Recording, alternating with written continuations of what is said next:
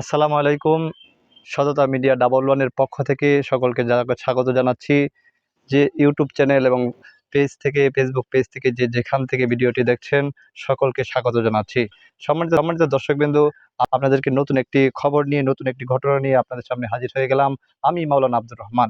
এখানে ময়মনসিংহ জেলার নান্দাইল থানার ফুলবাড়িয়া গ্রামে এক ঘটনা ঘটেছে।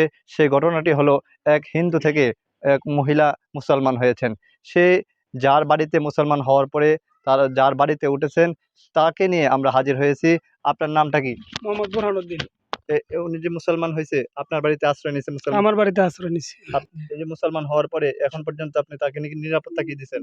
তারা নিরাপত্তা, যারা নামাজ যা শিহাইতেছে, নামাজ পড়াইতেছে, মেয়েরা যারা করালাই করতেছে, ইসলাম ধর্ম যা লাগে সব করতেছে। তার আশ্রয় হিসাবে কি কি আপনারা পদক্ষেপ নেবেন? তার আশ্রয় যা লাগে সব করবো আমরা, সমস্যা নাই। সব করবো, সমস্যা নাই।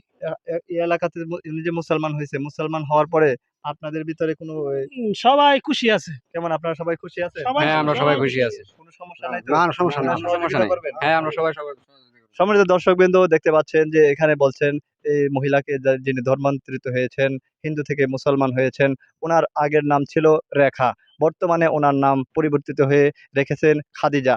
এই এলাকাতে উনি মুসলমান হওয়াতে এলাকাবাসী সবাই খুশি। ওনার নিজের ইচ্ছাতেই মুসলমান হয়েছেন। আমরা আরেকজনের কাছে জিজ্ঞাসা করবো, এই সম্পর্কে আপনি কি জানেন?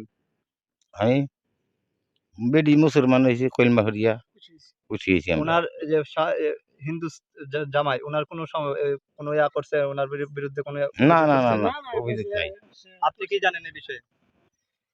এইবারই হিন্দু বেটি মুসলমান হয়েছে, ওই আমরা বাড়িতে বসে আয়া কারণ আপনার পুরো নিরাপত্তা দিচ্ছেন ওনাকে? আমরা নিরাপত্তা দিছি, যা কিছু লাগে সব আমরা করতে যা কিছু লাগে সবকিছু দিবেন আপনারা? দিবা। এখন তো এফিডেভিট হয় নাই, আপনারা কি এফিডেভিটের মধ্যে সহযোগিতা করবেন ওনাকে? জি, আলহামদুলিল্লাহ আমরা সহযোগিতা করাম। আপনি কি বলেন? সহযোগিতা করবেন? সম্মানিত দর্শকবৃন্দ বলতেছেন যে এই মহিলাকে সবাই এখানে সহযোগিতা করবেন এবং যেখান থেকে এই ভিডিওটি দেখবেন সবাই শেয়ার করে দিবেন, সবাই লাইক করবেন, কমেন্ট করবেন, যাতে করে সারা বাংলাদেশ নয় সারা বিশ্বে পৌঁছে যায় এবং এই মহিলার পাশে দাঁড়াতে পারে মানুষগুলো। যারা মুসলমান বড় ধনত্র আছেন সবাই ওনার পাশে দাঁড়ানোর জন্য চেষ্টা করবেন। আর এফিডেভিট হবে কিছুদিনের মধ্যেই।